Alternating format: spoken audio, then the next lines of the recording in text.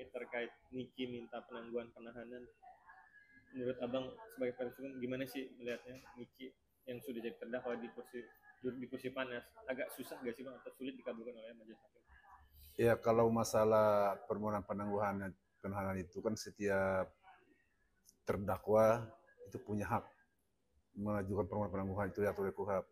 Baik misalnya dia posisi tersangka pun di tingkat penyidikan maupun di tingkat kejaksaan maupun sekarang ini dari posisi di dalam persidangan sudah dalam kewenangannya majelis hakim, yaitu semua terdakwa punya hak untuk itu.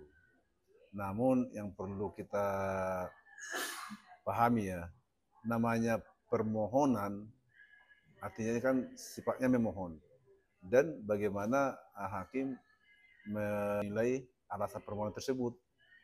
Ya kalau hakim memang merasa permohonan tersebut layak dikabulkan untuk penangguhannya penahanannya dialihkan dari tahanan misalnya penjara, dari tahanan kota atau tahanan rumah, yaitu hakim tentu yang punya untuk saat ini ya, hakim yang tentu yang punya kewenangan untuk hal tersebut. Tapi kalau alasannya dia rindu dengan anak-anak itu wajar ya kan, karena kalau alasannya sakit parah pasti kan hakim akan menilai ya kan, pasti memberikan buat abang ini. Kalau masalah alasannya itu karena rindu dengan anak, kan namanya buat alasan kan bebas-bebas saja. Kan seperti saya bilang tadi kan hakim yang menilai, ya kan. Tapi biasanya seperti saya bilang tadi kan ada 3 instansi Polri ini kan punya hak juga menahan, punya hak menangguhkan. Baik juga begitu juga di instansi kejaksaan punya hak juga menahan, punya hak untuk menangguhkan.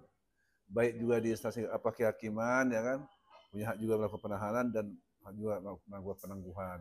Itu. Jadi saat ini kan kebetulan posisinya udah di kewenangan daripada hakim ini.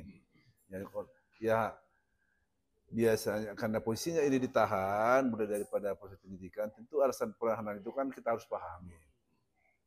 Kenapa ini kita jadi ditahan? Ya tentu alasan penahanan itu adalah karena dianggap kurang kooperatif untuk mendukung proses penyelidikan. Yaitu memang saya lihat waktu itu kan ada beberapa kali dia dipanggil tidak langsung hadir. Nah itu, jadi itulah alasan penahanan. Kedua, dikhawatirkan menghilangkan barang bukti, dikhawatirkan melarikan diri, itu alasan normatifnya kan begitu. Nah sekarang sudah ditahan dari tingkat kepolisian, kejaksaan sampai ke sekarang tahan. Dan sekarang dia juga permohonan penahanan, yaitu nggak ada masalah. Secara hukum acara diatur itu, setiap terdakwa punya hak untuk mengajukan itu. Tapi ya hakim yang tentu yang menilai, mungkin melihat daripada gejala-gejala sebelumnya, mungkin hakim agak berpikir menangguhkan itu karena takutnya nanti malah dianggap jadi menghambat proses penyidikan kan begitu. Bang, tapi kalau dia merasa proses hukum dia kok terlalu lama gitu, sudah 6 bulan, sedangkan dia merasa yang lain kayak ada kasus lain cuma sebulan setengah atau 2 bulan sudah diputus, abang melihatnya seperti apa? Kalau masalah waktu, masalah lama tidaknya proses persidangan itu kan ya itu tentu tidak bisa, sekalipun sama-sama kasus pidana itu tidak bisa terlalu disamakan masalah waktunya, karena pemeriksaan itu kan tergantung daripada waktunya, itu lama atau cepat tergantung daripada berapa banyak saksi yang diperiksa kan gitu. Dan mungkin juga ada alasan yang lain, misalnya melakukan suatu penundaan, ada beberapa kali penundaan, itu kan membuat juga agak lama proses persidangan. Bang, kalau menurut abang sulit gak sih bang bagi Niki untuk dikabulkan penangguhan, karena kan dia terjerat pidana ibaratnya kasus TPPU, karena bagi saya mencari Pak Jokowi agak sulit kayaknya, karena kan 20 tahun gitu. Kalau saya sih melihat bukan dari sisi ancaman hukumannya sulitnya itu. Ya mungkin saya juga berpikir untuk di kita berjalan ini di penangguhannya itu mungkin sama juga, agak sulit juga dikabulkan. Kenapa? Kalau saya melihat daripada waktu dia di proses penyidikan itu dia agak kurang kooperatif ya. Jadi itu alasannya mungkin menurut saya jadi ini jadi sulit untuk ada pertimbangan yang agak berat untuk hakim untuk melakukan penangguhan.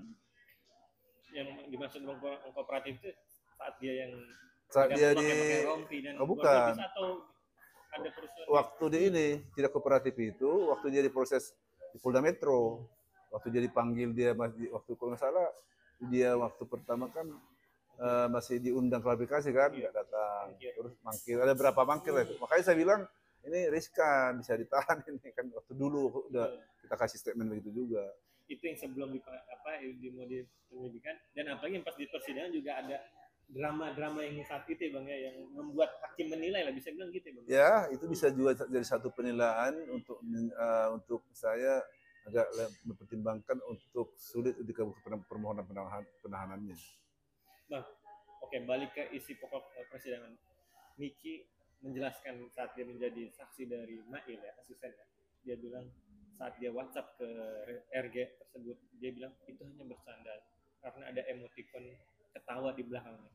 Abang lihatnya gimana sebagai isi percakapan WhatsApp isi dengan percakapan Niki ke RG? Ininya apa isinya? Isi WA-nya apa? Yang terkait dia minta menjadi 4M itu bang, dia bilang itu hanya bercandaan saja sebenarnya, tidak serius gitu.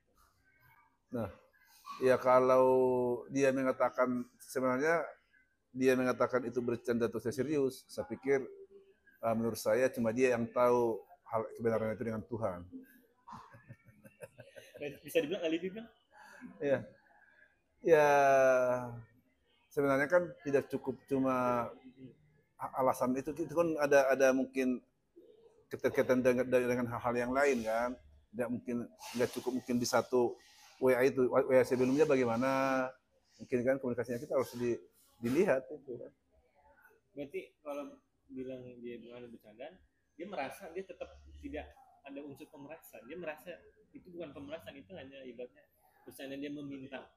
Nah itu yang saya bilang tadi, ya maksud saya apakah ada komunikasi yang lain sebelumnya atau setelahnya kan gitu. Jadi ini kan harus dilihat secara utuh. Kita kan, saya sendiri karena tidak mengikuti proses persidangannya ini maupun tidak mengikuti waktu mulai dari awal, kita nggak bisa terlalu memberikan kesimpulan terhadap itu, karena kecuali kita sebagai kuasa hukumnya ya kan, ya tentu kita bisa melihat itu karena tentu kita ikutin dari awal kan. Kalau untuk cuma sepotong situ kan susah juga kita memberikan suatu penilaian terhadap isi daripada WhatsApp yang satu itu, yang satu itu.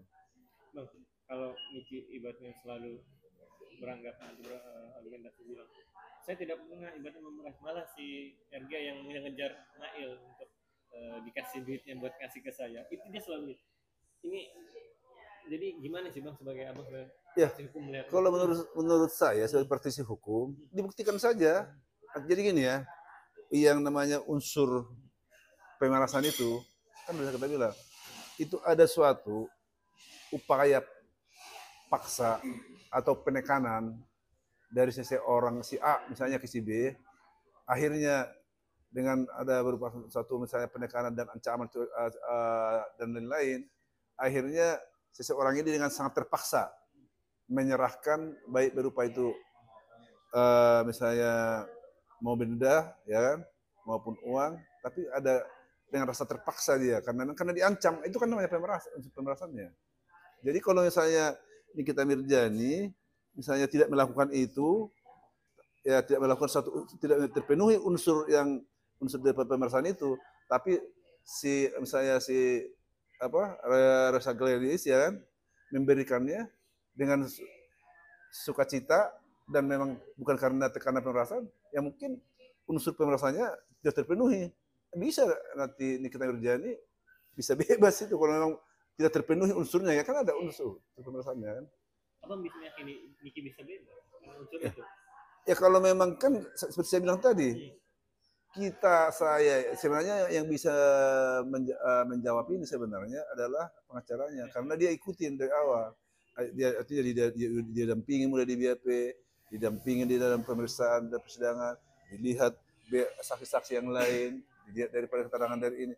Itu. Jadi ya kita tidak bisa ujuk-ujuk bilang yakin tidak yakin. Kita kan semua kan bisa yakin kalau memang melihat daripada fakta-faktanya kan dari persidangan dan maupun di dalam keterangan fakta-fakta yang diberikan oleh para saksi-saksi yang lain kan gitu. Kan itu kan harus sering kalau misalnya keterangan Nikita Mirjani seperti itu kan ada saksi yang lain tentu, yang lain apakah sama seperti itu mendukung kan gitu kan.